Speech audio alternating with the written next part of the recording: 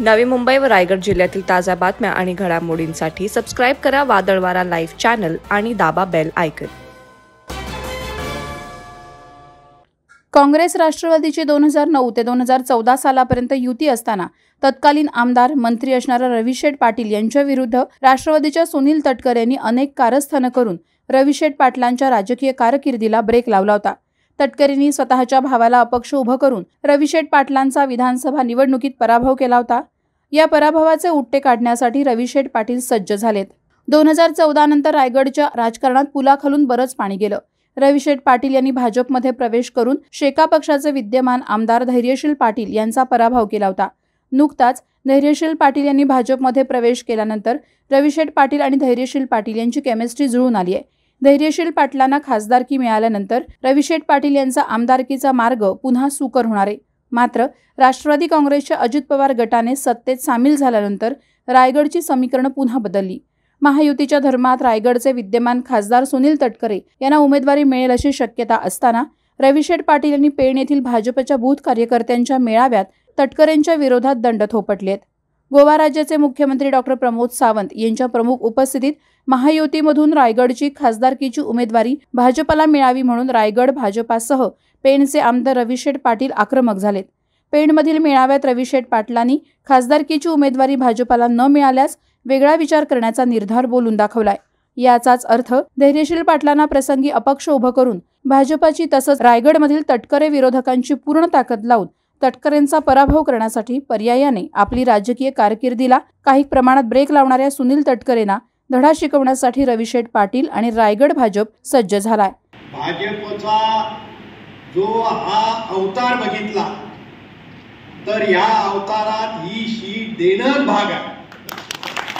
या मतदारसंघात 60-70-80 हजाराची लीड घेऊन आपण निघणार आहोत आणि म्हणून हा एक मतदारसंघ या एक मतदारसंघाबरोबर हे 6 मतदारसंघ या ठिकाणी आपल्याला सांगितलं पाहिजे की केंद्रातले मंत्री सन्माननीय कॅबिनेट मंत्री इथं 4 वर्षापासून सतत काम करत होते आणि त्यांनी या बूथ कमिट्या टाईट केल्या। प्रत्येक ठिकाणी त्या ठिकाणी बूथ मध्ये जाऊन खरं म्हणजे केंद्रातले मंत्री कोण एवढे काम करणारे मी कधी बघितले नाही।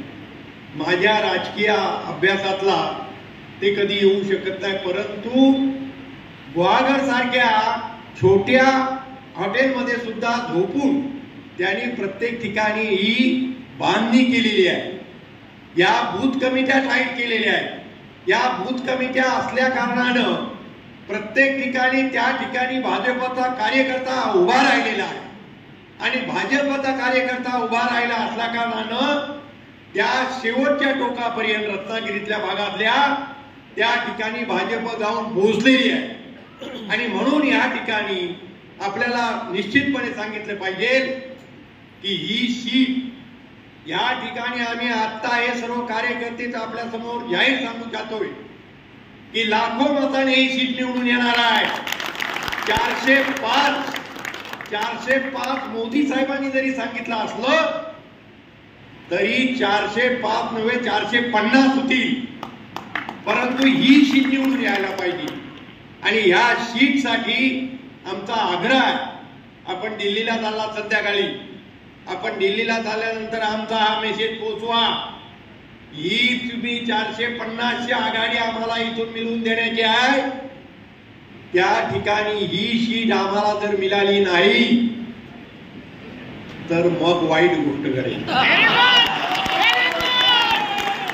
या सीटवर आमचं भवितव्य आहे, पक्षाचं भवितव्य आहे आणि म्हणून आपण त्या ठिकाणी आग्रह करा आणि हा पुढका आमच्या बरोबर आणून ठेवा। आम्हाला काय जे करायचं आहे ते आम्ही करणार आहोत।